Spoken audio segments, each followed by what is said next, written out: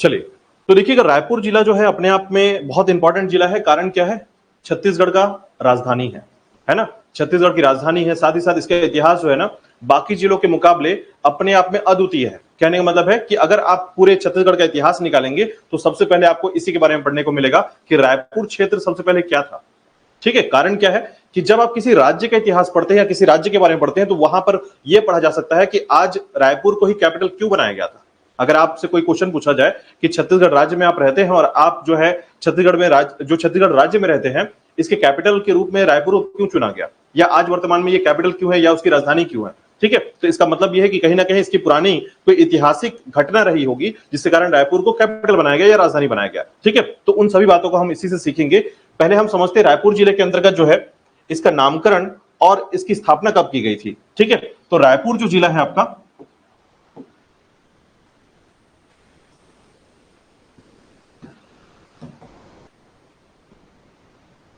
रायपुर जिला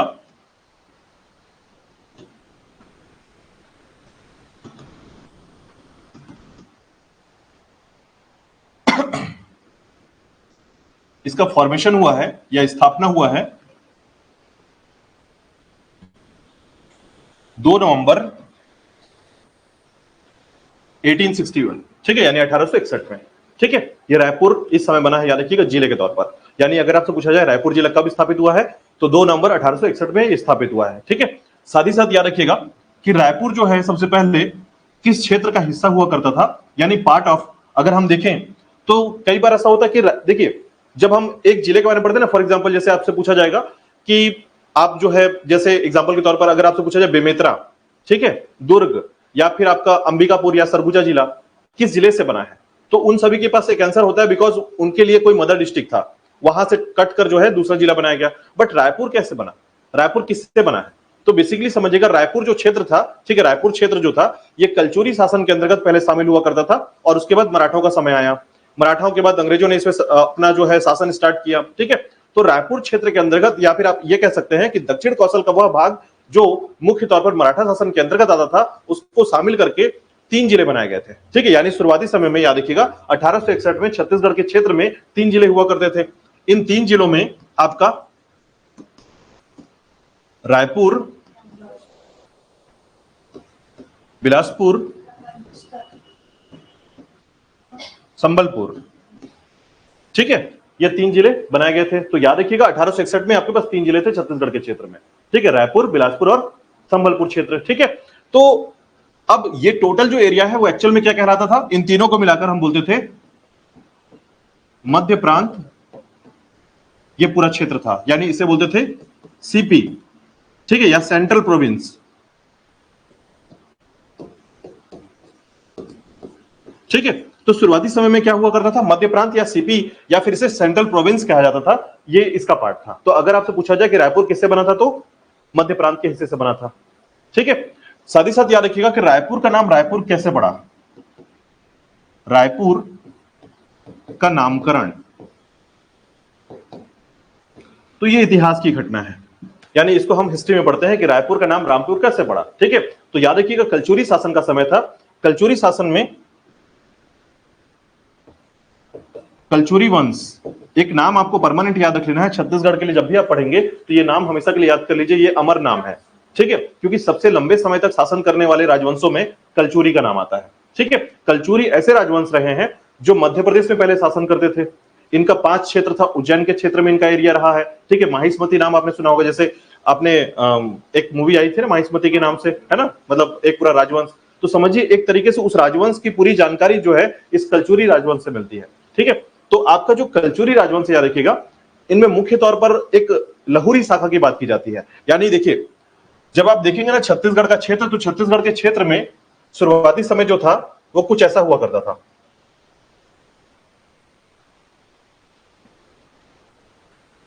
ये कुछ ऐसा था और ये हिस्सा जो है आपका रतनपुर कहलाता था, रतनपुर क्षेत्र, और ये हिस्सा था आपका रायपुर क्षेत्र।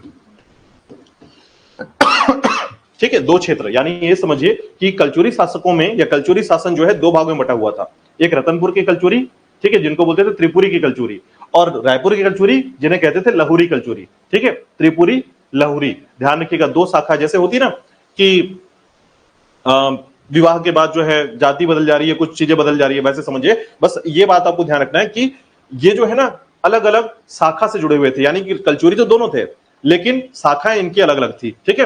तो ऐसे में अब आप यहां पर को कहते थे हम लोग त्रिपुरी की कलचुरी, और इनको कहते थे लाहौरी की कलचुरी, ठीक है। तो जब इनकी शुरुआत होती है, याद रखिएगा 14वीं शताब्दी के समय जो ना यहां पर लाहौरी की कलचुरी को शुरुआत होता है 14वीं शताब्दी के समय, ठीक है, 1400 या आप 14वीं शताब्दी के समय। तो इस समय क्या होता है, यहां पर एक शासक होते हैं रामचंद्र देव।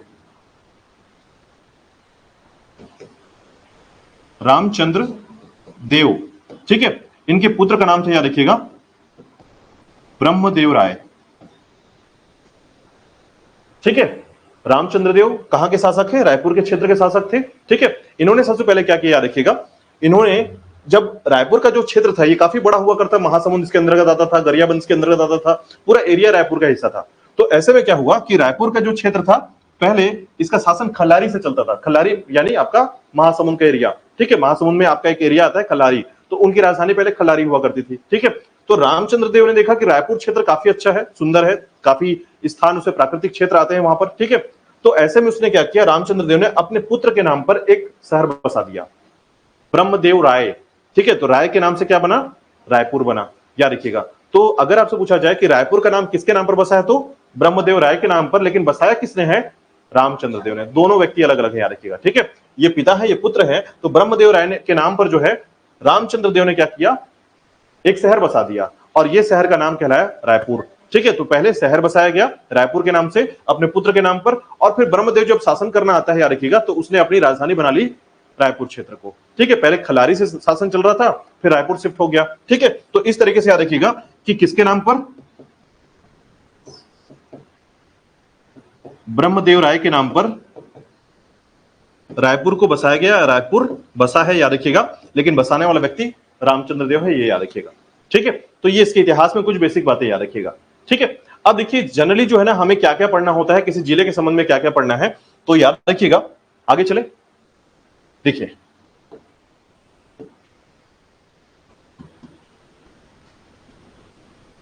जब हम रायपुर जिले के बारे में पढ़ते हैं तो इसकी बेसिक इंफॉर्मेशन के बारे में थोड़ा सा बताता हूं मैं आपको। जैसे इसकी ऐतिहासिक पृष्ठभूमि क्या है, ऐतिहासिक पृष्ठभूमि मतलब मैं इस इतिहास के बारे में आपको थोड़ी सी बेसिक जानकारी दूंगा कि रायपुर कैसे बना, उसमें कौन कौन से शासन करने वाले राजा आए, ठीक है, और यह क्षेत्र कैसे रहा, ठीक है। ये आपको एक बेसिक जानकारी मिलेगी। और उसके बाद हम बात करेंगे यहाँ के प्रशासन की। वर्तमान में इसका प्रशासन या एडमिनिस्ट्रेशन जो है स्टेटस क्या है, कितने तहसील हैं, कितने विकास खंड हैं, ठीक है, यहाँ पर कौन सी सड़कें आती हैं, राज्य मार्ग वाला जो क्षेत्र है वो कौन कौन सा है, इन सभी चीजों के बारे में यहाँ पर पढ़ा जाता है। इसके बाद आप बात करेंगे भौगोलिक क्षेत्र के बारे में। तो भौगोलिक क्षेत्र सामान्य तौर पर यह बताता है कि यहाँ पर कौन सी चट्टानें पाई जाती हैं, किस प्रकार के पहाड़ हैं, किस प्रकार की नदी है, कोई जलप्रपात है क्या, वाटरफॉल, ठीक है। तो ये प्रॉपर जो है भौगोलिक क्षेत्र में पढ़ते हैं इसको, ठीक है। इसके बाद आप पढ़ेंगे सामाजिक और आर्थिक क्षेत्र के बारे में, सामाजिक और आर्थिक क्षेत्र, और अंत में बात करेंगे हम लोग पर्यटन। और चूंकि ये एक हमारी राजधानी है तो एक टॉपिक नया रहेगा इसमें, जो कि हम बात करेंगे तथ्य के बारे में, ठीक है। क्योंकि आपको पता होगा यहाँ स्टेडियम है ना, शहीद वीर नारायण सिंह स्टेडियम है, ठीक है। तो बीसीसीआई ने क्या किया, 20 साल के लिए इसे लीज में लेने का प्लान कर लिया है। तो अभी आपके करंट अफेयर जो है यहां से जुड़ कर आएंगे, याद रखिएगा। तो रायपुर से जितने जुड़े हुए क्वेश्चंस होंगे आप यहां पर उसको पढ़ने वाले हैं, ठीक है। तो हम एक टॉपिक एक्स्ट्रा हम इससे पढ़ने वाले हैं फैक्ट के बारे में, ठीक है। तो ये हमारा बेसिक रहेगा, याद रखिएगा। चलिए अब देखिएगा एक एक करके हम थोड़ा सा स्टार्ट करें। सबसे पहले ऐतिहासिक पृष्ठभूमि।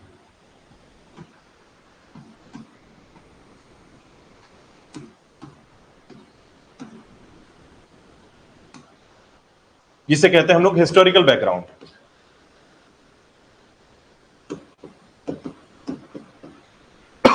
ठीक है। अब देखिए रायपुर को समझना है तो बहुत आसान सी बात यह है कि पहले रायपुर को 3 भागों में बांटते हैं, ठीक है। जैसे हम किसी भी इतिहास को पढ़ने के लिए हम बोलते हैं ना कि इतिहास को 3 भागों में बांटा गया है, प्राचीन काल का इतिहास, मध्यकाल का इतिहास और आधुनिक काल का इतिहास, ठीक है। तो वैसे ही रायपुर को तीनों कालों से पढ़ने का प्रयास करते हैं कि 3 कालों में रायपुर क्या था, ठीक है। सबसे पहला जो है आपका एंशिएंट हिस्ट्री होता है, आपका प्राचीन काल, ठीक है। तो प्राचीन काल के समय रायपुर के संबंध में क्या कहा जाता है, तो ध्यान रखिएगा प्राचीन काल का जो समय रहा है वो पर्टिकुलर अलग अलग समय में बटा हुआ है। जैसे सबसे पहला जो समय रहा है इसमें रायपुर का क्षेत्र किसमें आता था, आपका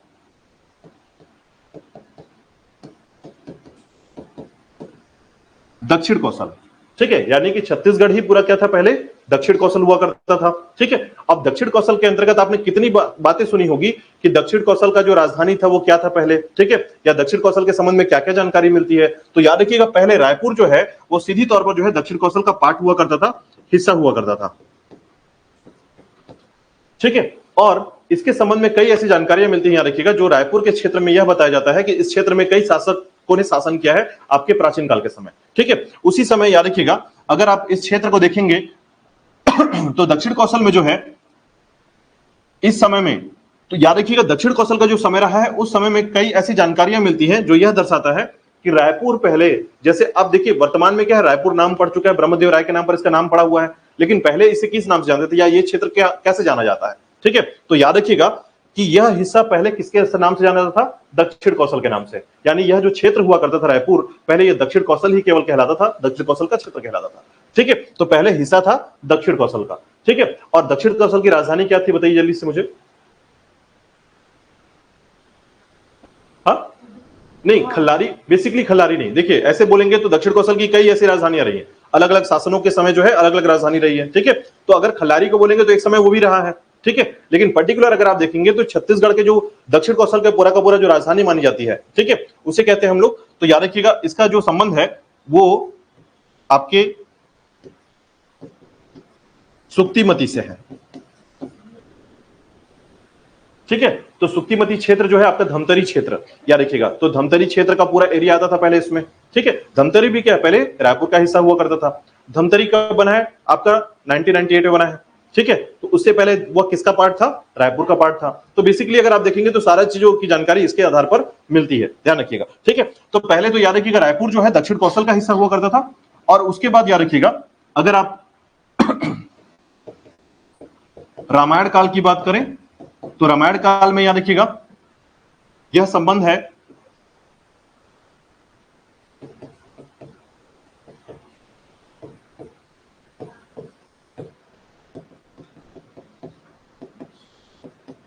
आपको पता होगा कि 14 वर्ष का वनवास राम जी को मिला। ठीक है, और उनका पूरा क्षेत्र जो है छत्तीसगढ़ के क्षेत्र से होकर गुजरा है। ठीक है, तो यहां पर एक सबसे इंपॉर्टेंट बात याद रखिएगा कि रामायण काल में क्या संबंध है रायपुर के क्षेत्र का, तो आपको एक नाम पता होगा, चंद्रखुरी का नाम है ना। चंद्रखुरी जो क्षेत्र है वहां पर अगर आप जाएंगे तो वहां पर माता कौशल्या का मंदिर है। ठीक है, आपने सुना होगा माता कौशल्या का मंदिर।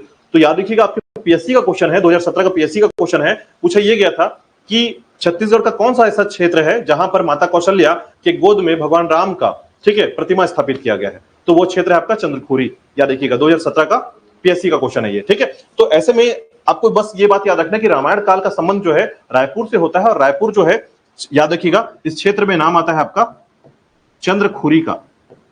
अच्छा, चंद्रखुरी का अर्थ क्या होता है, इसे कहते हैं ईश्वर की भूमि। ठीक है, चंद्रखुरी का जो सामान्य अर्थ है उसे कहते हैं ईश्वर की भूमि।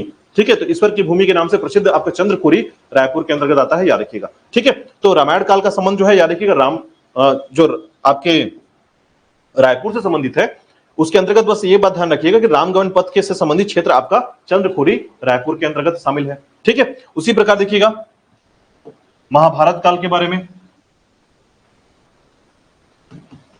तो जब महाभारत काल का समय आता है तो याद रखिएगा यहां पर दो शासकों की जानकारी मिलती है, एक आपका मोरध्वज के बारे में और एक आपका ताम्रध्वज के बारे में। ये दोनों व्यक्ति जो है ना, इनके बारे में बस ध्यान रखना है आपको। इन दोनों का संबंध कहां से है, तो याद रखिएगा आरंग क्षेत्र से। ठीक है, आरंग, और ये आरंग कहां पर है, रायपुर के अंतर्गत आता है। ठीक है, आरंग का नामकरण जो हुआ है महाभारत काल के समय में, कहा जाता यह है कि यहाँ के राजा जो है ना सजा देते थे जब, तो वो आरी से काट कर देते थे। आरी बड़ी वाली जो लकड़ी काटते हैं आपने देखा होगा। ठीक है, तो सजा के नाम पर जो है अगर किसी ने चोरी की तो हाथ काट दिया जाएगा, तो किससे, बड़े वाले आरी से। ठीक है, तो उस आरी के नाम पर इसका नाम क्या पड़ा है, आरंग, क्या रखिएगा। ठीक है, तो आरंग जो है इसका संबंध कहां से है, महाभारत काल से है। ठीक है, तो यह दर्शाता है कि रायपुर का जो क्षेत्र है वो महाभारत काल में भी स्थिति में था। ठीक है, इसी प्रकार देखिएगा महाभारत काल से आगे आप पहुंचेंगे। ठीक है, तो आपको दिखेगा कि यह क्षेत्र जो है पहले मौर्य वंश में, ठीक है, यानी कि अशोक के शासनकाल का समय, ठीक है, मौर्य वंश के अशोक के शासनकाल के समय मौर्य साम्राज्य का हिस्सा था। यानी यह जो क्षेत्र था आपका, यह मौर्य साम्राज्य के अधीन माना जाता था, याद रखिएगा, ठीक है। तो इसके अंतर्गत याद रखिएगा कि मौर्य वंश के संबंध में भी यह जानकारी मिलती है कि मौर्य वंश का शासक जो अशोक हुआ करता था, उसके संबंध में भी यह जानकारी मिलती है कि ये रायपुर क्षेत्र जो है, जैसे देखिए जनरली अगर आपको बेसिक से थोड़ी इंफॉर्मेशन चाहिए तो जैसे आपने देखेंगे सरगुजा का जो क्षेत्र है वहां पर मौर्यकालीन मूर्ति प्राप्त हुई है ना, आपके कोरिया क्षेत्र में मौर्यकालीन मूर्ति प्राप्त हुई है, कोटाडोल क्षेत्र आपको याद होगा, ठीक है। तो ये याद रखिएगा कि ये सभी क्षेत्र जो है ये दर्शाते हैं कि यह पूरा क्षेत्र जो है एक समय में तीसरी शताब्दी के समय याद रखिएगा मौर्य वंश का अधीन हुआ करता था या मौर्य वंश का हिस्सा हुआ करता था, ठीक है। और उसके बाद याद रखिएगा इस क्षेत्र में आपको सातवाहन काल का समय मिलेगा, ठीक है। यानी सातवाहन काल में आपने सुना होगा किरारी स्तंभ के बारे में सुना है, याद रखिएगा अभी आगे हम पढ़ेंगे इतिहास में किरारी स्तंभ, ठीक है। वो सातवाहन काल के स्तंभ के बारे में बताया जाता है, मतलब वो लकड़ी का जो स्तंभ है ऐसा मिलेगा आपको, एक स्तंभ तालाब में जो है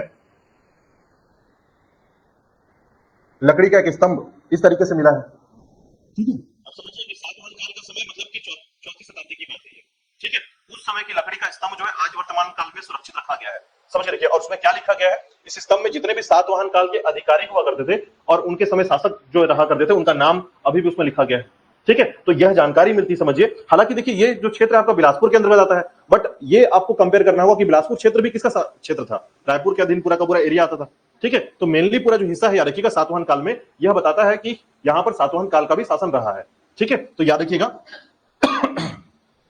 एक समय में सातवाहन काल का हिस्सा रहा, ठीक है। और उसके बाद याद रखिएगा यह क्षेत्र जो है गुप्त वंश में समुद्रगुप्त ने क्या किया था, एक अभियान चलाया था, ठीक है। इस अभियान का नाम है दक्षिणा पथ अभियान, ठीक है। समुद्रगुप्त को भारत का नेपोलियन कहा जाता है। समुद्रगुप्त जो है ना ये गुप्त वंश का एक शासक रहा है, याद रखिएगा।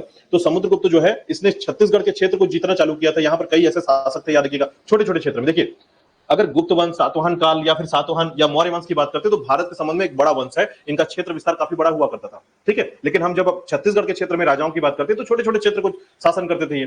तो ऐसे में क्या किया, किसने, समुद्रगुप्त ने दक्षिण के क्षेत्र में जीतना चालू किया। इसने इसे कहा गया दक्षिणापथ अभियान, ठीक है। साउथ की तरफ जाते जाते धीरे धीरे क्या किया, इसने जीतना चालू किया। तो इसने जितने भी राजा थे छत्तीसगढ़ के क्षेत्र में सबको हरा दिया, ठीक है। नल वंश को हराया इसने, ठीक है। तो ऐसे करके इसने जब सभी वंशों को हराया, रखिएगा, तो इसने क्या किया, रायपुर क्षेत्र को भी अपने अधीन कर लिया, ठीक है। और इसके संबंध में कुछ जानकारी मिलती है, मैंने आपको बताया भी था कि पहले जो है, जैसे एक नामकरण आपको पता होगा महासमुंद, ये नाम के बारे में मैंने आपको बताया था। महासमुंद जिले के बारे में आप सभी जानते हैं। पहले ये किसका हिस्सा हुआ करता था, रायपुर क्षेत्र का। ये भी आपका 1998 में बना है, ठीक है। तो पहले समझिए कि इसने जब जीता था रायपुर क्षेत्र को तो महासमुंद में गया ये, और महासमुंद क्षेत्र को जीतने के बाद इसका नामकरण जो है ना, इसके नाम पर देखिए समुद्र, ठीक है। तो इसके नाम के कारण जो है समुद्रगुप्त का नामकरण जो है यहाँ पर होता है महासमुंद के नाम पर। तो ऐसा माना जाता है कि समुद्रगुप्त ने इस क्षेत्र को जीता था, इसलिए जो इसका नामकरण क्या कर दिया गया, महासमुंद कर दिया गया। तो कहीं ना कहीं ये संबंध बताता है कि रायपुर क्षेत्र भी जो है आपके गुप्त वंश के अधीन हुआ करता था एक समय में, ठीक है। तो ये भी याद रखिएगा कि दक्षिणापथ अभियान के तहत जो इसने रायपुर को जीता था, या रायपुर क्षेत्र को या फिर छत्तीसगढ़ के इस क्षेत्र को जीता था, ठीक है। किसके समय में, गुप्त वंश से महासमुंद, आपके गुप्त समुद्रगुप्त के समय में, ठीक है। तो कुछ बातें आपको बस ध्यान रखना है। देखिए इसमें डिटेल आपको पढ़ने की जरूरत नहीं है, बस बेसिक सी बातें याद रखिएगा कि रायपुर क्षेत्र किस किस समय जो है किसका हिस्सा हुआ करता था। तो पहले हिस्सा हुआ महाभारत काल में जो है आपका मोरध्वज और ताम्रध्वज का हिस्सा हुआ। इसके बाद मौर्य वंश में अशोक के समय का हिस्सा हुआ। सातवाहन काल में कंप्लीटली ये सातवाहन काल का समय रहा, याद रखिएगा, पूरा एरिया उसके अंदर आता था। और वही आपका गुप्त वंश में जो है समुद्रगुप्त के समय इसकी जानकारी मिलती है, ठीक है। इसी प्रकार देखिएगा गुप्त वंश के बाद क्या हुआ, तो गुप्त वंश के बाद जो है कई ऐसे शासक है, याद रखिएगा, जैसे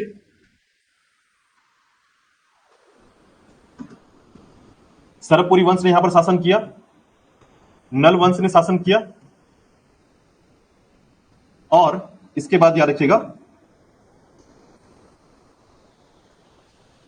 सोमवंशी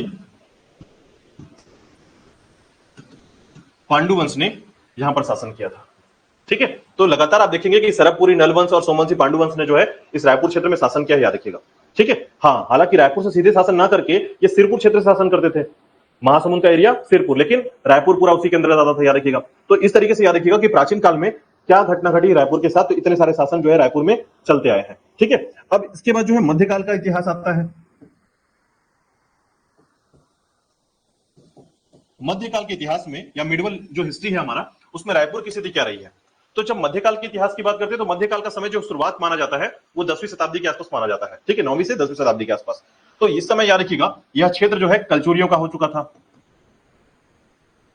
इसे हम कलचुरी काल के तौर पर जानते हैं बिकॉज छत्तीसगढ़ में सबसे लंबा शासन करने वाले शासक क्या थे, कलचुरी थे। ठीक है, कलचुरियों के बारे में मैंने आपको बताया कि कलचुरी जो है ना ये दो पार्ट में बटे हुए थे, एक आपका रतनपुर के कलचुरी और एक आपके रायपुर के कलचुरी।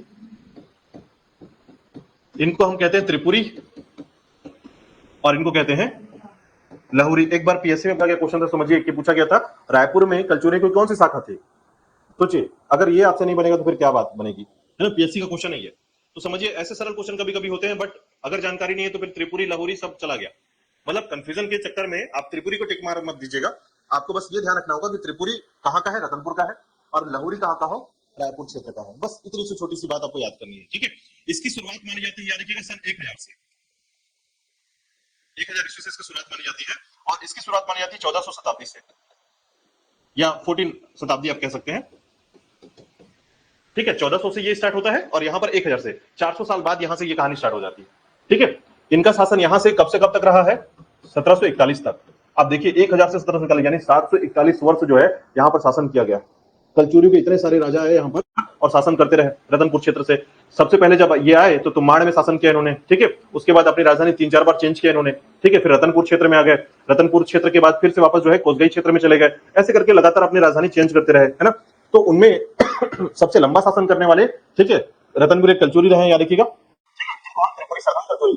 और यहाँ पर आपका रायपुर की लहुरी शाखा। तो जब रायपुर, चूंकि हम पढ़ रहे रायपुर के बारे में तो हमारा फोकस यहाँ पर रहेगा अभी। ठीक है, जब हम बिलासपुर पढ़ते हैं तो हमारा फोकस यहाँ पर होता है।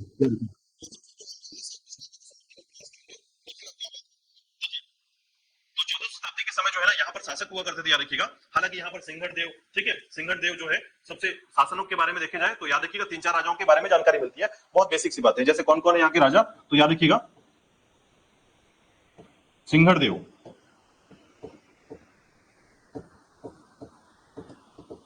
लक्ष्मी देव, रामचंद्र देव, ब्रह्मदेव राय, इस तरीके से कुछ राजाओं की जानकारी मिलती है आपके लहुरी शाखा के। ठीक है, लेकिन बात यहां पर क्या है, बात यह है, याद रखिएगा इनकी पहली जो राजधानी थी वो थी आपकी खल्लारी। महासमुंद के अंतर्गत आने वाला यह क्षेत्र है खल्लारी, इनकी पहली शाखा हुआ, पहली राजधानी हुआ करती थी। ठीक है, फिर रामचंद्र देव ने क्या किया, इसको रायपुर शहर बसाया, किसके नाम पर, अपने बेटे के नाम पर रायपुर शहर बसा दिया। और फिर याद रखिएगा 1402 में, इसी समय में जो है 14 शताब्दी के बाद जो है, याद रखिएगा 1402 में इसने उसको क्या कर दिया, खल्लारी से शिफ्ट कर दिया, राजधानी बना दिया रायपुर को। ठीक है, तो बेसिक आपको थोड़ा समझ में आया कि रायपुर कहां से आया है, रायपुर का क्या इतिहास है। अगर 1-2 बार पढ़ेंगे तो आपको रायपुर का इतिहास समझ में आ जाएगा यहाँ पर। ठीक है, अब बात यहाँ पर फिर से वापस हम थोड़ा रतनपुर पे चलते हैं। रतनपुर का एक राजा हुआ करता था, याद रखिएगा, जिसका नाम है कल्याण साय। इसके इंपॉर्टेंस को थोड़ा समझिएगा, क्योंकि छत्तीसगढ़ जो है ना, आज जिस नाम से आप जानते हैं छत्तीसगढ़ को, वो नामकरण किसके कारण हुआ है, इसी व्यक्ति के कारण हुआ है। ठीक है, कल्याण साय ने कल्याण कर दिया छत्तीसगढ़ का, आप ऐसा याद कर लीजिए। ठीक है, कल्याण कैसे किया, तो इसने क्या किया था, छत्तीसगढ़ में जमाबंदी प्रणाली स्टार्ट की थी। ठीक है, इसे बोलते हैं जमाबंदी प्रणाली। अब इस प्रणाली के तहत जो है टैक्स वसूला जाता था। ठीक है, जैसे मान लीजिए कि अगर एक बहुत बड़ा क्षेत्र है और मैं अकेले राजा हूं यहाँ पर, तो मैं सभी क्षेत्र में टैक्स वसूलने नहीं जा सकता, तो मैं क्या करूंगा, मैं सभी जगह पर दीवान लगा दूंगा। दीवान का मतलब अपना एक अधिकारी खड़ा कर दूंगा और बोलूंगा कि इतने गांव को जो है आप लेकर आ जाओ। ठीक है, तो 84 गांव का एक दीवान हुआ करता था, याद रखिएगा 84। ठीक है, उस गांव का तो इस तरीके से जो है इसने ना 18-18 गढ़ बांट दिए थे छत्तीसगढ़ में।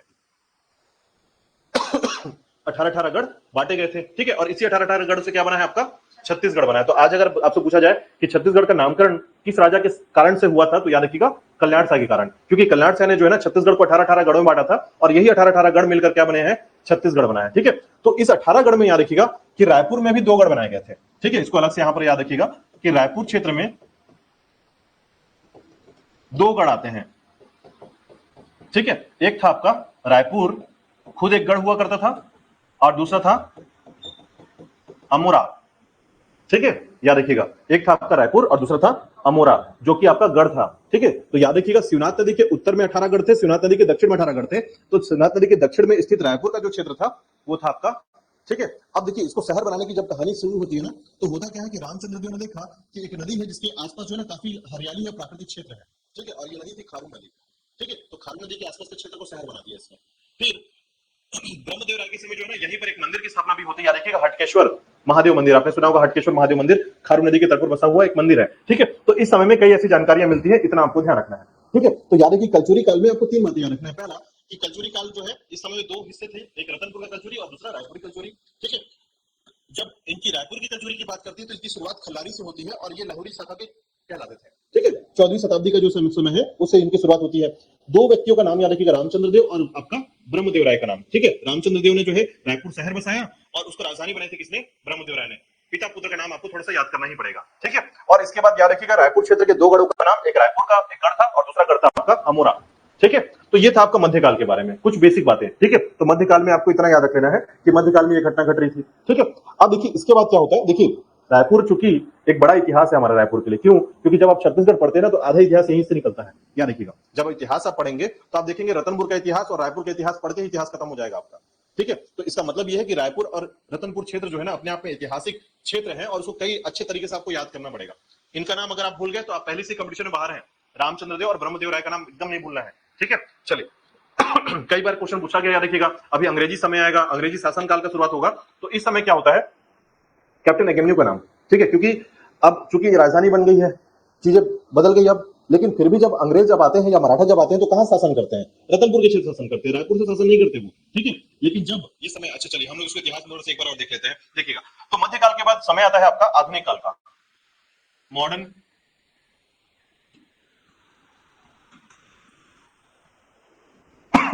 ठीक है, तो आधुनिक काल के जो समय आता है, ये समय है आपका, याद रखिएगा, जब अंग्रेजों का समय शुरुआत होता है। लेकिन इसमें समय जो है, याद रखिएगा, इसको बस एक बात ध्यान रखिएगा, कलचुरी का समाप्ति किसने किया था? या कलचुरी जो है ना, कलचुरी वंश का समाप्त जो होना है, 2 अलग अलग कॉन्सेप्ट से बस याद रखिएगा। एक है आपका रतनपुर की कलचुरी,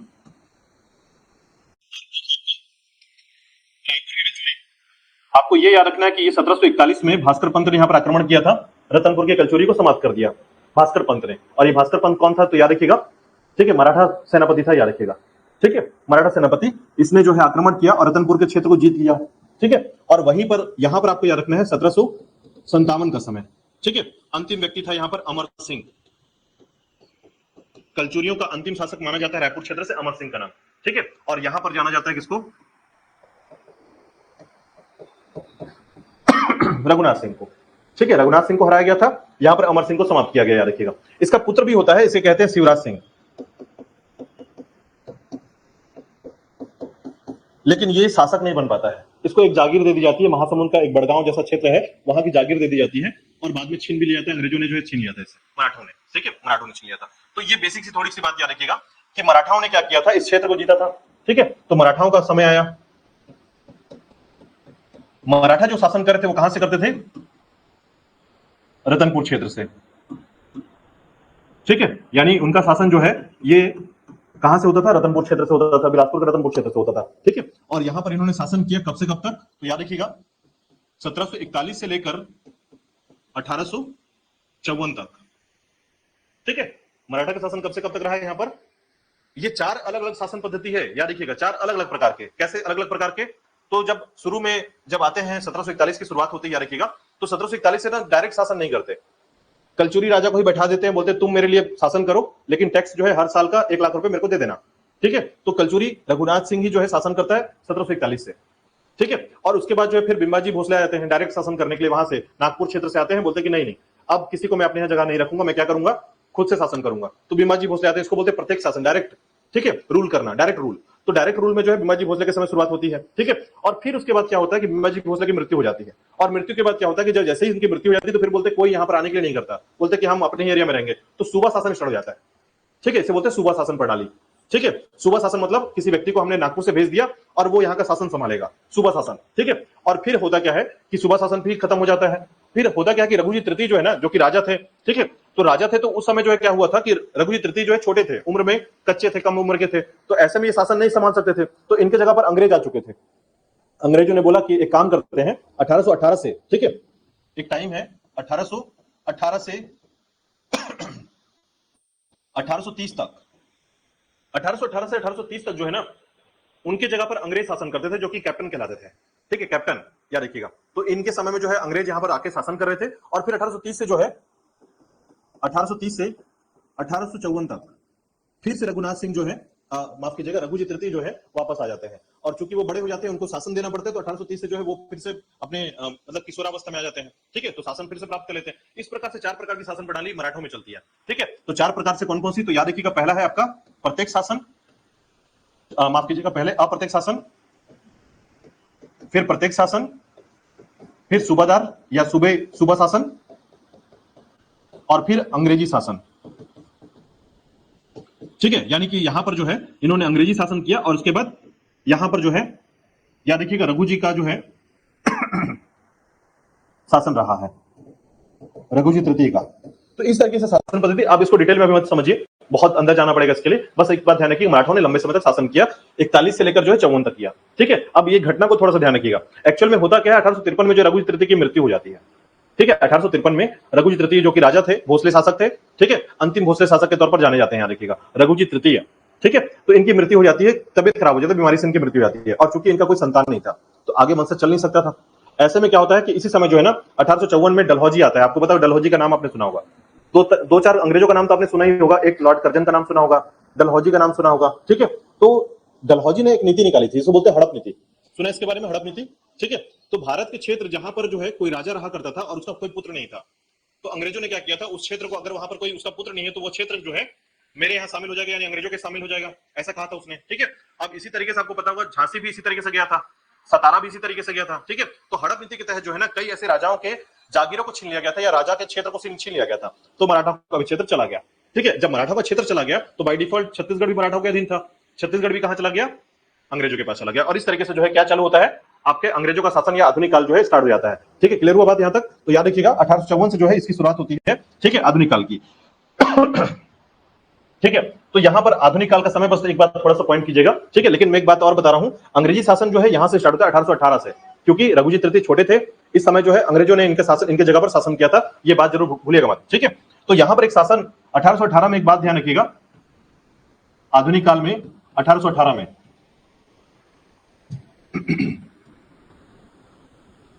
इसे कहा जाता है राजधानी परिवर्तन। किसने की थी?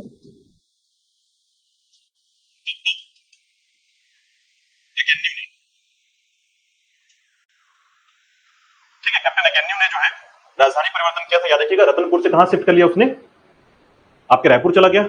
ठीक है, पहले सब कुछ मैंने बताया अभी आपको कि आप सब कुछ क्या चल रहा था, रतनपुर से चलता था, मराठा का शासन पूरा रतनपुर से होता था।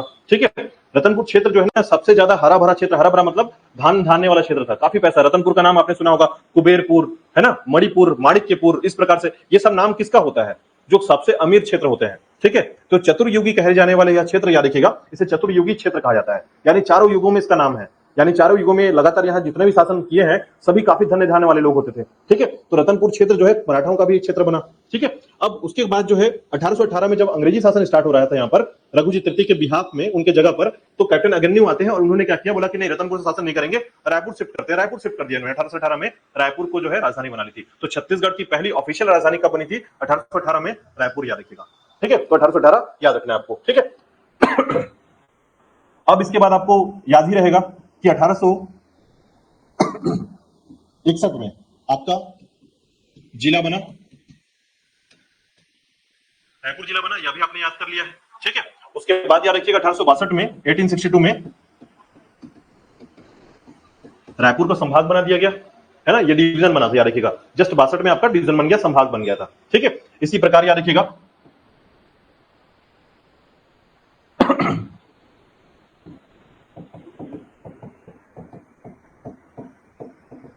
नगर पालिका परिषद और नगर निगम, इस संबंध में याद रखिएगा 1967 में रायपुर को जो है नगर पालिका परिषद बनाया गया और नगर निगम भी बनाया गया था। ठीक है, तो छत्तीसगढ़ का पहला नगर निगम जो है कब बना है, याद रखिएगा। ठीक है, ये याद रखिएगा 1967 में, यानी कि छत्तीसगढ़ का पहला नगर निगम के संबंध में ये बातें की जाती है कि पहला नगर निगम जो है पूरे छत्तीसगढ़ का पहला नगर निगम रायपुर नगर निगम है। ठीक है,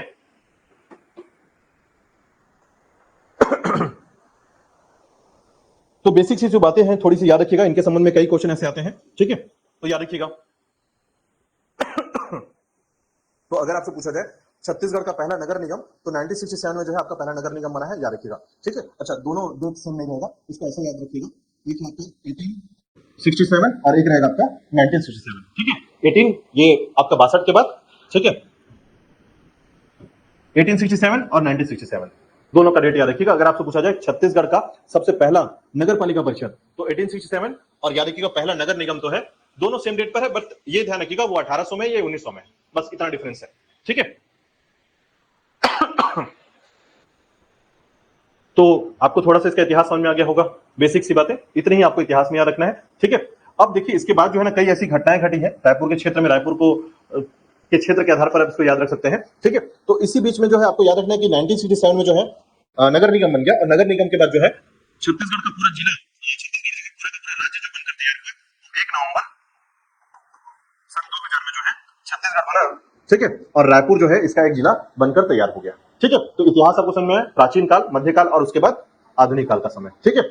थोड़ा सा एक बार एफर्ट करेंगे तो चीजें याद हो जाएंगी, बस 1 से 2 बार इसको याद रखने का प्रयास करना, और बहुत इंपॉर्टेंट है, याद रखिएगा। इसमें हमेशा एक आध क्वेश्चन जो है इस पूरे टॉपिक से एक क्वेश्चन आपको मिलता है, याद रखिएगा, यानी एक आध क्वेश्चन आपसे पूछा जाएगा और चलते फिरते आपको आंसर। देखिए ये ऐसा टॉपिक है जैसे जस्ट लगेगा कि अगर आपको इंग्लिश पढ़ना है ना तो आपको वोकैबुलरी ठीक से याद होना चाहिए, ठीक है। तो वैसे ही समझिए अगर आपको बेसिक बातें ध्यान रखनी है, अगर आप छत्तीसगढ़ का बेसिक याद रखते हैं कि छत्तीसगढ़ की राजधानी क्या है, राजधानी कब बनी, सबसे इंपॉर्टेंट बात है ये, ठीक है, कि आपको राजधानी के बारे में सब कुछ पता है, तो अगर आपने ये सब कवर कर लिया एक बार बेसिक बातें, तो यकीन कीजिए आपका ये फंडामेंटल टॉपिक हमेशा क्लियर रहेगा। इसके लिए आपको कुछ पढ़ने की जरूरत नहीं है, हमेशा दिमाग पर जो है ना पूरी जो कॉन्सेप्ट है वो क्लियर रहेगा कि मराठाओं का समय कब से कब तक आया, क्योंकि कभी कभी क्या होता है, पूछा जाता है कि रघुजी तृतीय का समय जो है कब से कब प्रारंभ होता है, ठीक है। तो अगर आप इसके डेट को कवर कर लेंगे तो मुझे लगता नहीं कि कोई दिक्कत आपको आएगी, बस एक बार अच्छे से जो है चीजों को याद करने का प्रयास कीजिएगा, ठीक है।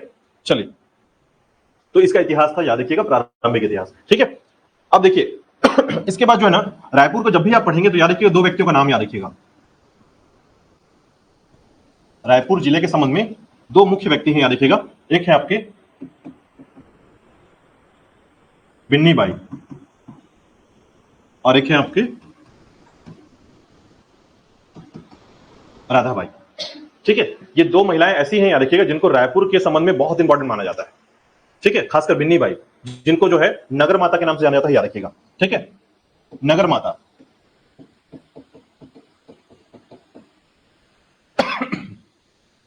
तो बिन्नी बाई कौन थी, याद रखिएगा, सामान्य तौर पर मैं बस एक बेसिक बातें बताता हूं। एक्चुअल में रायपुर क्षेत्र में जो है इनका जन्म हुआ था, ठीक है, बिन्नी बाई का जन्म हुआ, ये इनका परिवार जो है ना सोनकर परिवार संबंधित है, ठीक है, मतलब ये सोनकर परिवार में जन्म लेती है, गरीबी के हालत से ये जन्म लेती है, मतलब इनका जो पूरा जो मतलब इतिहास जो जानकारी मिलती है उसके संबंध में ये कहा जाता है कि सोनकर परिवार में इनका जन्म हुआ और सब्जी बेचने वाले परिवार में इनका जन्म हुआ था, सब्जी बेचती थी, ठीक है। लेकिन सब्जी बेचते बेचते जो है इनकी महत्वाकांक्षाओं को आप समझेंगे कि महत्वाकांक्षा कुछ इस प्रकार से थी कि इन्होंने जो है प्रारंभिक समय में ही, जैसे अपने उम्र के अनुसार जो है, जैसे अगर आप पैसे खूब आ जाएंगे तो आप क्या करेंगे, अपने शौक पूरे करेंगे, माता पिताओं को देखेंगे, ठीक है। इन्होंने सबसे पहले क्या किया, आश्रम बनवा दिया, यानी पैसे इकट्ठा करके, पैसे कमा कर जो इन्होंने आश्रम बना दिया। रायपुर क्षेत्र में कोई भी स्वास्थ्य क्षेत्र या हॉस्पिटल या स्वास्थ्य क्षेत्र में कोई भी व्यक्ति आता था और उन्हें रोकने के लिए या रुकने के लिए कोई भी संबंधी जानकारी मिलनी चाहिए थी या जगह चाहिए था, तो ये अपनी जगह दे देती थी उनको रहने के लिए, ठीक है। तो इसकी शुरुआत होती है, यानी कि कई ऐसे आज स्कूल है, कई ऐसे अस्पताल हैं जो इनके नाम पर, कई ऐसे आश्रम है जो इनके नाम पे चलते हैं, ठीक है। तो इन्होंने समाज सेवा के रूप पर जो अपना काम किया है या जो रायपुर का अस्तित्व दिया है, इसके कारण इनको कहा जाता है नगर माता, ठीक है। तो याद रखिएगा ये नगर माता कहलाती है, रायपुर की नगर माता बिन्नी बाई, ठीक है, नाम मत भूलिएगा। और राधा बाई कौन थी, तो राधा बाई देखिए इनका संबंध जो है ना अदर स्टेट से है, लेकिन इन्होंने क्या किया, स्वतंत्रता सेनानी के रूप में यहां पर काम किया है, ठीक है, स्वतंत्रता सेनानी के तौर पर, साथ ही साथ समाज सेविका, महिला उत्पीड़न,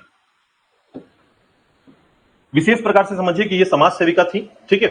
इनका कर्म भूमि ना रायपुर रहा है, देखिए जन्म कहीं भी हो, बट अगर आप 24 साल बाद यहाँ आ जाते हैं, ठीक है, और यहाँ पर अपना कर्म करते हैं तो उनका संबंध वहां से जुड़ जाता है, ठीक है। इनको जो है यहाँ का दाई माँ कहा जाता है, दाई माँ, ठीक है, ये नगर माता है और इनको दाई माँ के रूप में जाने जाते हैं राधा बाई, याद रखिएगा, ठीक है। तो राधा बाई क्या थी या कौन थी, तो याद रखिएगा इनका जन्म जो है ना आपके महाराष्ट्र क्षेत्र में होता है, और महाराष्ट्र क्षेत्र से जो है ये कहा जाती है आपके रायपुर क्षेत्र में आती है और रायपुर क्षेत्र में इनका कर्म जो है, कर्म कहने का मतलब है उस समय का जो स्थिति है याद रखिएगा, जिसमें अंग्रेजों का पूरा स्थिति चल रहा था, या अंग्रेजों की गुलामी के तौर पर यह स्थिति देखी जाती थी। ठीक है, तो स्वतंत्रता सेनानियों के साथ मिलकर जो है महिलाओं के तौर पर जो है इन्होंने काम किया, और बतौर समाज सेविका के तौर पर जो है महिला उत्पीड़न जितनी भी हो रही थी, जैसे घूंघट प्रथा हो गई, ठीक है, जितने भी रूढ़िवादिता प्रथा थी उनको समाप्त करने में इन्होंने काफी योगदान दिया है। रायपुर क्षेत्र के लिए स्पेशली याद रखिएगा। तो इन्हें जो है रायपुर की दाई मां के नाम से जानते हैं। तो दो नाम याद रखिएगा, एक आपका बिन्नी बाई और दूसरा याद रखिएगा राधाबाई का नाम। ठीक है, ये दोनों नाम आपको देखिए, आज से पहले आपको ये पता था क्या इन दोनों के बारे में? तो ये बेसिक है। देखिए, अगर आप इसके बाद जो है ना, जैसे जैसे थ्योरी को जितना ज्यादा जानना चालू करेंगे, अब आपसे कभी 5 दिन बाद या 10 दिन बाद कभी ये नाम आपके सामने आएगा, आप आंसर कर पाएंगे, हाँ बिन्नी बाई, हाँ नाम सुना हुआ है और ये रायपुर से संबंधित है ना। तो ये बेसिक चीजें हैं याद रखिएगा। यही होता है एक क्लास को कवर करने की जानकारी। अगर आपने क्लास को बहुत परफेक्ट तरीके से पढ़ लिया और डेली रूटीन पर अच्छे से पढ़ लिया, आप देखिए कि आपको छत्तीसगढ़ के बारे में ना हर एक बातें जानकारी में आ जाएगी। तो इसका मतलब है कि आप बेसिक्स को एडवांस लेवल तक लेकर जाएंगे, तभी जब आप डेली रूटीन पर क्लास को कवर करेंगे। ठीक है, तो ये ध्यान रखिएगा बिन्नी बाई और राधाबाई के बारे में। ठीक है, अब चलिए देखते हैं। तो यहां तक आपको समझ में आ गया होगा इसका इतिहास थोड़ा सा। ठीक है, अब इसके बाद देखिएगा, मैं बात करूंगा प्रशासन के बारे में। रायपुर का प्रशासन या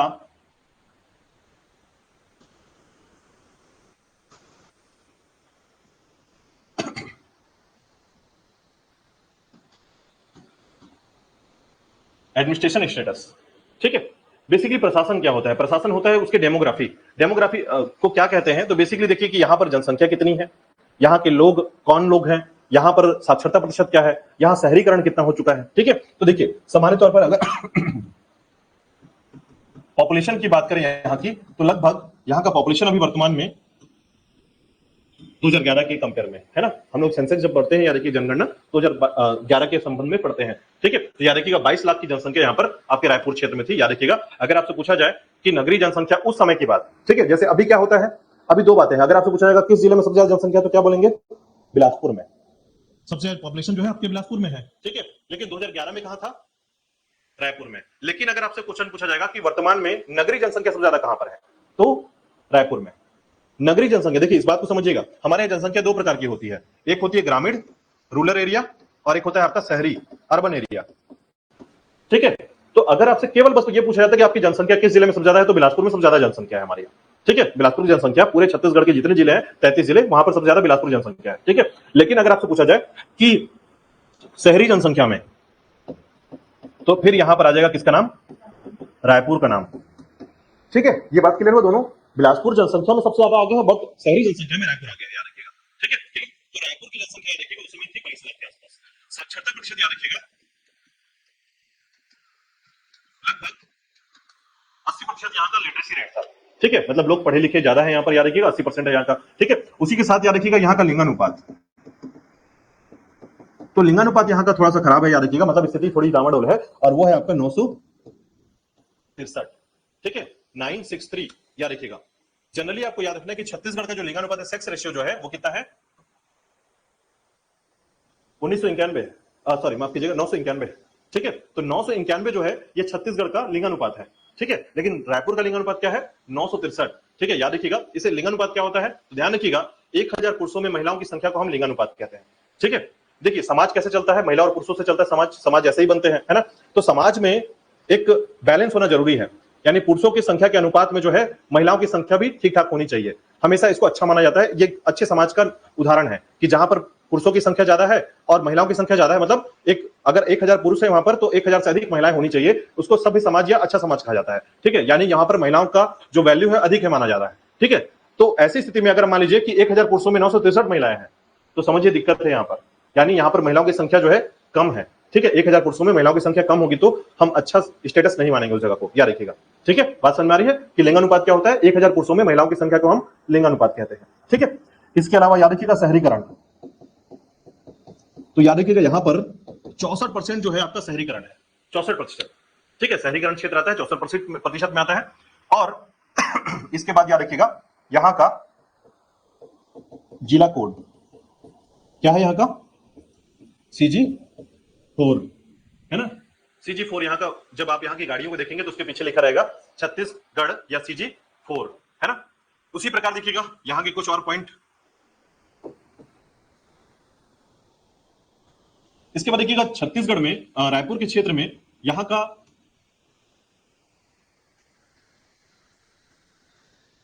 राष्ट्रीय राजमार्ग यानी नेशनल हाईवे, यहां पर कितने हाईवे है, परिवहन कैसा है। तो यहां पर ध्यान रखिएगा रायपुर में ना 3 प्रकार के परिवहन चलते हैं, ठीक है। ट्रांसपोर्ट जो है तीनों प्रकार के हैं, ध्यान रखिएगा, ठीक है। लेकिन फिलहाल पहले नेशनल हाईवे याद रखिएगा, यहां पर है आपका NH 30, 53, 130B, C, only C याद रखिएगा, ठीक है। ध्यान रखिएगा 30, 53 CD जो है आपका गरियाबंद चला जाता है, ठीक है। गरियाबंद में आगे बढ़ेगा तो फिर CD बन जाएगा, याद रखिएगा। तो 30, 53, 130B, 130C, ठीक है। ये सभी नेशनल हाईवे के नाम है, याद रखिएगा। जिस सड़क पर आप गुजरते हैं ना, ये जैसे आपके बाहर में ये जो आपका सड़क जा रहा है वो NH 49 है, ठीक है। तो सभी सड़कों के नाम जानना बहुत जरूरी है।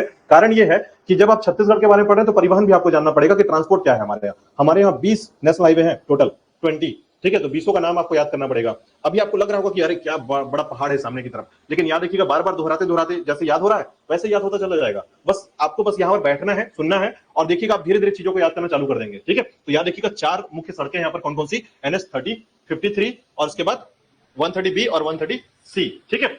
एक दोनों की बातें याद करिएगा, ये दोनों जो सड़क है ना इनका अपना एक वैल्यू है।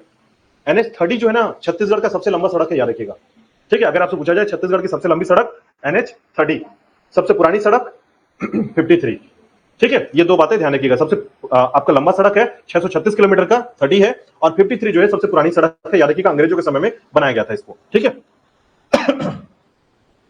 उसी प्रकार याद रखिएगा यहां पर परिवहन की जब बात हो रही है, ट्रांसपोर्ट की बात हो रही है, ट्रांसपोर्ट, तो याद रखिएगा यहां पर एक एयरपोर्ट है ना, यहां पर एक एयरपोर्ट है जिसे हम कहते हैं डोमेस्टिक एयरपोर्ट या अंतरराज्यीय, ठीक है, या अंतरराष्ट्रीय हवाई अड्डा, ठीक है, हवाई अड्डा। तो याद रखिएगा डोमेस्टिक क्या होता है, जैसे आप रायपुर जाएंगे ना तो रायपुर से ना आप रशिया नहीं जा सकते या किसी देश में नहीं जा सकते, दुबई नहीं जा सकते, आप यहां से दिल्ली जा सकते हैं, आप यहां से उत्तर प्रदेश या प्रयागराज जा सकते हैं, ठीक है। तो इसका मतलब यह है कि हम इस राज्य से दूसरे राज्य केवल जा सकते हैं, ठीक है। इस राज्य से आप किसी देश नहीं जा सकते क्योंकि ये इंटरनेशनल एयरपोर्ट नहीं है, ठीक है। इंटरनेशनल एयरपोर्ट जो होता है वहां से आप किसी भी देश में जा सकते हैं, आप कहीं भी उस देश से निकल सकते हैं बाहर, ठीक है। हमारे राज्य में जैसे अदर स्टेट की बात करें तो जैसे आप यहां से अगर आपको किसी जगह किसी देश में जाना है, दुबई जाना है, तो आपको दिल्ली जाना पड़ेगा, ठीक है। IGI जिसे कहा जाता है एयरपोर्ट, IGI नाम है उसका, ठीक है। उसके बाद जो है अगर नहीं हुआ तो फिर कोलकाता जाना पड़ेगा, चेन्नई जाना पड़ेगा, मुंबई जाना पड़ेगा, ठीक है। इवन आपके उड़ीसा के भुवनेश्वर से भी आप कुछ जगहों पर जा सकते हैं, थाईलैंड जो है वहां से जा सकते हैं आप, ठीक है। भुवनेश्वर जो एयरपोर्ट है याद रखिएगा उड़ीसा के, वहां से भी आप जा सकते हैं। तो जो ऐसे एयरपोर्ट जहां से आप किसी अदर कंट्री में जा सके उसको इंटरनेशनल एयरपोर्ट कहते हैं, ठीक है। और बाकी डोमेस्टिक एयरपोर्ट क्या होता है, आप अपने ही राज्य में घूमते रहेंगे, यानी अपने ही देश के राज्य में एक जगह से दूसरे जगह जा सकते हैं, याद रखिएगा, उसे डोमेस्टिक कहते हैं। तो हमारा डोमेस्टिक एयरपोर्ट है याद रखिएगा छत्तीसगढ़ का, जिसे कहा जाता है स्वामी विवेकानंद हवाई अड्डा, 2012 में स्थापित किया गया है, ठीक है। चलिए बाकी ट्रेन रूट भी है यहां पर, आपको पता होगा ट्रेन रूट है ना। तो ट्रेन या रेलवे आप कह सकते हैं। रेलवे रूट में आपको याद रखना होगा ये किस जोन में आता है, बिलासपुर जोन में आता है, ठीक है। रायपुर का जो रेलवे स्टेशन है याद रखिएगा वो किस जोन में आता है, बिलासपुर जोन के अंतर्गत आता है। इस जोन के अंतर्गत में जो है ना आपका नागपुर भी आता है, ध्यान रखिएगा, ठीक है। महाराष्ट्र का जो नागपुर है वो भी बिलासपुर जोन के अंतर्गत आता है। इसकी खासियत क्या है, 2-3 बातें ध्यान रखिएगा। इस जोन की जो स्थापना हुई है ना, ये जो जोन बना है आपका, ठीक है, बिलासपुर जोन, ध्यान रखिएगा देश का 16वें क्रम का जोन है, ठीक है। बिलासपुर जोन जो है देश का 16वें क्रम का जोन है, और उस जोन की जो स्थापना हुई है उसमें 2 बातें ध्यान रखिएगा।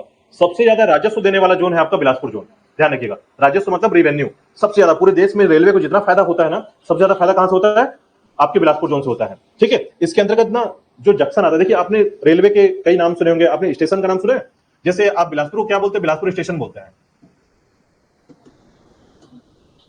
जंक्शन सुना है आपने, और क्या क्या सुना है, 2 ही तो सुना है स्टेशन के नाम पे, एक स्टेशन एक जंक्शन, बस। टर्मिनल सुना है, टर्मिनल नहीं सुना है, याद रखिएगा बहुत सारे नाम है। देखिए एक होता है host station, flag station, terminal, ये सभी स्टेशन टाइप होते हैं, ठीक है। होस्ट स्टेशन या फ्लैग स्टेशन जो होता है इसमें कर्मचारी लोग बहुत कम काम करते हैं यहाँ पर, क्योंकि आवाजाही नहीं होता है ज्यादा, ठीक है। तो लोग जो है यहाँ से नहीं बैठते, याद रखिएगा। इसके बाद जो सबसे पहला होता है बेसिक होता है वो स्टेशन होता है, जैसे बिलासपुर स्टेशन हो गया। ठीक है, जंक्शन जो होता है वो 3 से 4 रूट अलग अलग दिशाओं के रूट को जोड़ता है, इसलिए उसको जंक्शन कहते हैं। और टर्मिनल उसे कहते हैं जहां पर रेलवे जो है फाइनल खत्म हो जाता है, वहां से टर्मिनल यानी कि रेलवे स्टेशन जो है, अब इसके आगे कोई रास्ता नहीं है, दिशा घुमा लो यहीं से गाड़ी वापस जाएगी। ठीक है, तो उसको कहते हैं टर्मिनल। तो इस प्रकार से जो है रेलवे स्टेशन जो होते हैं अलग अलग टाइप के होते हैं। रायपुर जो है आपका जंक्शन है, याद रखिएगा। ठीक है, रायपुर को हम क्या कहेंगे, जंक्शन कहेंगे। तो अलग अलग प्रकार के स्टेशन होते हैं, फिर कभी हम डिस्कस करेंगे रेलवे जब पढ़ाऊंगा उसके बारे में। ठीक है, अभी डिटेल करेंगे तो यहीं पर रायपुर में ही फंसे रह जाएंगे।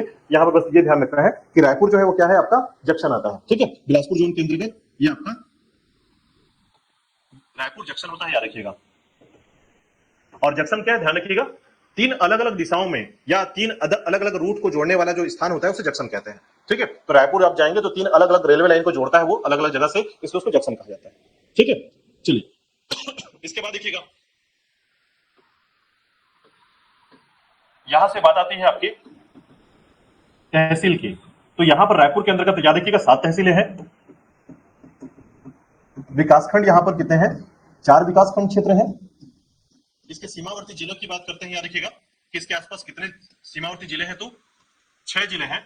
ठीक है, उसी प्रकार आपका विधानसभा क्षेत्र कितना है यहां पर, तो याद रखिएगा 7 विधानसभा क्षेत्र इसके अंतर्गत आते हैं। ठीक है, कुछ नंबर याद कर लीजिए। देखिए तहसील तो अभी हम पढ़ेंगे, जिला को मैं अभी डिटेल में बताऊंगा, तो आपको बताऊं कौन कौन सी तहसील है, कौन कौन से विकासखंड है। पहले सीमावर्ती जिले देखिएगा, तो देखिए रायपुर जो है ना आपको कुछ ऐसा नजर आएगा रायपुर। ठीक है, तो रायपुर को जब आप पढ़ेंगे, अभी मैं डिटेल में बताऊंगा, रायपुर का मैप बताऊंगा आपको, लेकिन फिलहाल जिले याद रखिएगा, उसके आसपास कौन कौन से जिले हैं। तो देखिए ये वाला जो हिस्सा है ना, इसको बोलते हैं बलौदा बाजार, ये बलौदा बाजार वाला हिस्सा है। ठीक है, ये हिस्सा है आपका महासमुंद, और ये हिस्सा है आपका गरियाबंद। 3 जिले तो ऐसे ही हो गए। इधर आएंगे तो आपका धमतरी हो गया, इस तरफ जाएंगे तो दुर्ग आ जाएगा, और यहां पर कौन सा जिला आता है, बेमेतरा। इस तरीके से 6 जिले को घेर लेते हैं, याद रखिएगा। ठीक है, तो रायपुर आपकी राजधानी जो है उसको कितने जिले घेरे हुए हैं, 6 जिले, याद रखिएगा। ठीक है, विधानसभा क्षेत्र अभी मैं बता देता हूं आपको। देखिएगा कौन कौन से विधानसभा क्षेत्र हैं, तो रायपुर, रायपुर और रायपुर, 3 बार ऐसे रायपुर लिखकर जो है ना विधानसभा क्षेत्र में आते हैं, याद रखिएगा। अब रायपुर में क्या, उत्तर रायपुर, दक्षिण रायपुर, पश्चिम, 3 ऐसे याद हो गया। ठीक है, रायपुर उत्तर, रायपुर दक्षिण, रायपुर पश्चिम। ठीक है, ये सिस्टम है, याद रखिएगा। रायपुर का उत्तर वाला हिस्सा, ये वाला जो हिस्सा है रायपुर उत्तर में आता है, रायपुर दक्षिण में आता है, और रायपुर पश्चिम में आता है। ठीक है, उसके बाद रायपुर फिर से ग्रामीण। ठीक है, जहां पर क्षेत्रीय कैसे लोग हों जो कृषि का कार्य करते हो, तो वहां पर आपका रायपुर ग्रामीण आता है। ठीक है, उसी प्रकार याद रखिएगा अभनपुर क्षेत्र, आरंग क्षेत्र और धरसीवा क्षेत्र। ठीक है, अभनपुर, आरंग और धरसीवा, ये 7 आपके विधानसभा क्षेत्र हैं, याद रखिएगा। ठीक है, 7 विधानसभा क्षेत्र, 4 तो बहुत बेसिक याद हो जाएगा आपको, दिशा 3 है और एक आपका ग्रामीण है। ठीक है, उसके बाद याद रख लीजिएगा कि आपका जो रायपुर के अंतर्गत आने वाला, ठीक है, आपका अभनपुर और आरंग। ठीक है, और एक याद रख लीजिएगा जो कि आपका धरसीवा क्षेत्र है। ठीक है, तो याद रखिएगा रायपुर उत्तर, रायपुर दक्षिण, रायपुर पश्चिम, रायपुर ग्रामीण, अभनपुर, आरंग और धरसीवा। आरंग जो है ना यहाँ का, ये एससी कैटेगरी के लिए आरक्षित है, याद रखिएगा। ठीक है, तो ये था आपका प्रशासन रायपुर के संबंध में। तो आज का टॉपिक हम यहीं तक करते हैं, कल इसके बाद वाला टॉपिक आगे करेंगे। ठीक है, तो कल मैं आपको पढ़ाऊंगा रायपुर के बाकी का डिटेल। ठीक है, यहां तक बताइए मुझे कोई दिक्कत है या कोई डाउट है ऐसा तो।